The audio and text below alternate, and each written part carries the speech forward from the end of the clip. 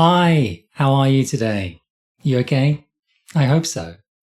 You're here to find out how native speakers greet each other naturally, and I guess you want to speak to as many people as you can in English. Now, that means first impressions are really important for you, because if you make a good first impression with a nice greeting, you have a higher chance of success of a good conversation and a good relationship with that person. So today, I'm going to show you the everyday ways that native speakers use all the time to greet each other. First, can you remember how I started this video? Well, let's go back and take a look. Hi, how are you today? Of course you know how are you, but do you add the time? I asked, how are you today?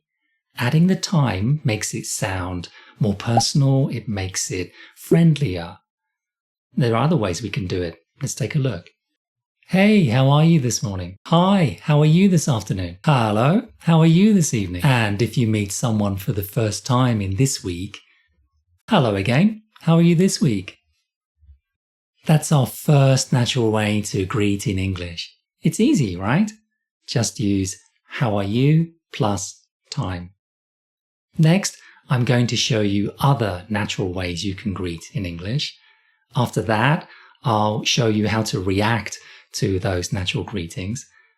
Finally, at the end of this video, I'll show you how you can move from the greeting into a conversation. Okay, what are other natural ways to greet people? In British English, we often use alright. Alright, it's fun, isn't it? Just remember, this is a very casual style, but I often use it with family, friends, British colleagues I know well. Next, let's take a look at using how for greetings. How are you doing? How are you doing? How's it going? How's your day going? These might be the most used greetings in everyday English. Number one, how are you doing? Try to connect the how and the are. Not how are you doing, but how are you doing? Number two, we drop the are. You can do that before you, don't cut it in other places. This is very common in spoken English. How are you doing? How are you doing? Number three is how's it going? Try to connect how's it going? And the last one, how's your day going? Like we did earlier, we can add time to make it sound more personal. You can also ask, how's your week going? Or how's your project going? These are really useful. So let's look at our next set where we can get a little more personal. How are things? How's everything? How's work? How's life? People might respond to these with a short answer, but it gives them the opportunity to talk longer about the things that they are thinking about, they care about, their homes, their lives, their work. Number four is a kind of a joke. I like to ask it though, how's life? Usually you'll get a laugh and a short answer, but sometimes people will talk in more detail. At least they know that I'm ready to listen to their problems. Next, we're going to look at using more how questions with the present perfect. How have you been? How have you been? You been okay? How's your day been?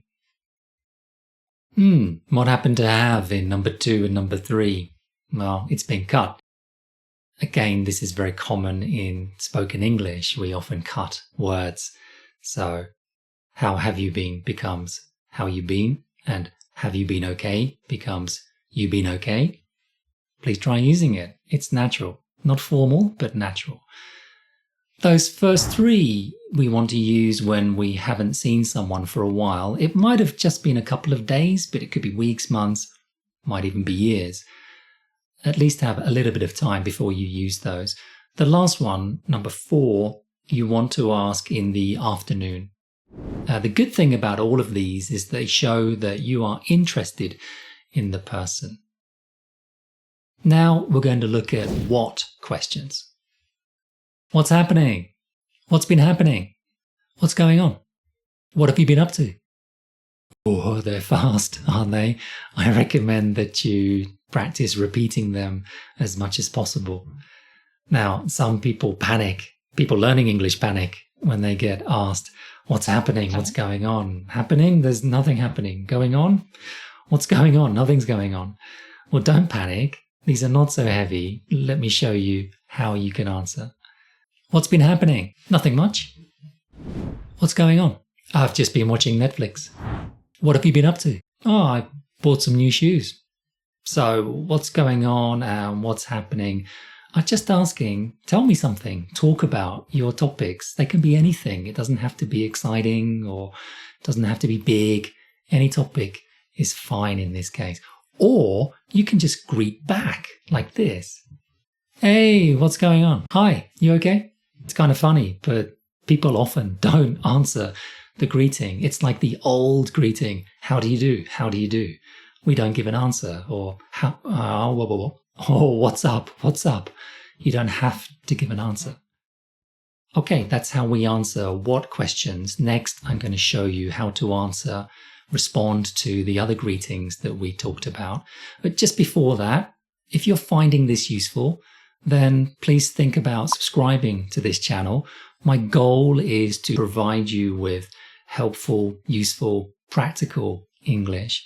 And if you have any requests of content you'd like me to cover, just write them in the chat below and I'll see if I can make a video for you. Let's get back into how do we respond to everyday requests. Here we go. How are you this evening? Really good, thanks. And you? You okay? Yeah, you? How are you doing? Pretty good, thanks. How's it going? Can't complain. What about you? How's your day going? All right, thanks. How are things? Not bad, thanks. How about you? How's everything? Okay, all things considered. How's work? Seems to be going pretty well. Busy, you know. You been okay? Yeah, you know, up and down. How have you been? Great. I started going to the gym again. How's life? Couldn't be better, couldn't be better. Let's pick out the interesting ones. Can't complain means I'm okay, it's not great, not terrible. Everything is so-so. Okay, all things considered is pretty much the same. When I think about all of the things in my life, it's okay. Up and down is similar as well, because sometimes my life is up, sometimes my life is down, and that's all of us, right? And the last one, couldn't be better, I talk about in this video. Check it out. It means I'm in the best possible condition. I love this one. Couldn't be better. Please use it. And if you want to get a list of all the greetings that I've talked about and the responses I just did, you can download them in the PDF that you'll find in the description below. So you can greet naturally now and you can respond naturally now, but can you get the conversation started naturally? Well, I'm going to show you 3 different ways you can use to get into the conversation.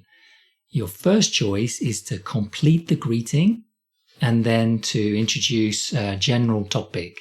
And this is good with people that you don't know so well or when you don't really know what to talk about. Let's check out this example. How are you doing? Yeah, pretty good. It's a beautiful day, isn't it? Talking about the weather is always a safe choice. You can also ask about the surrounding area. You been okay? I'm okay. So, what do you think of this place? You can introduce food. Hello, how are you this evening? Not bad, thanks. Oh, what restaurants do you recommend around here? And travel is a nice choice. How's everything? Yeah, I'm all right. Have you been anywhere interesting recently? The second way is to just jump into your topic when someone greets you. You don't need to ask the person how they are immediately. We can do that later. Get into your topic like this. Hey, what's happening? Hi, good to see you. I just came back from the cinema. I saw an amazing film. Stop. I'm going to talk for a while about this film. But after we've talked about it, I'm going to remember to ask the other person how they are. Anyway, I'd really recommend you go and see the film. So, What about you? What have you been doing? The advantage of this technique is that you take control of the conversation. And that's perfect when you're learning English because you can prepare it in advance. You can check the vocabulary. You can think about some sentences. You can practice it a little bit. So getting hold of the conversation means you're going to have more success in that conversation. It's much easier to take control than to be given a topic by someone. Please try jumping in with your topics.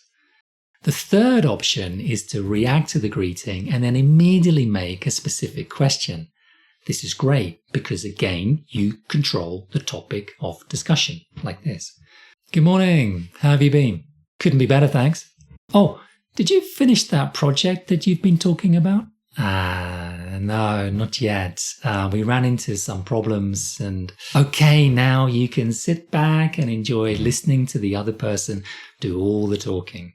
Well, of course, you have prepared some other words and phrases. You have some questions that you can ask them. You've done everything you can to give yourself the biggest chance of success to have a great conversation.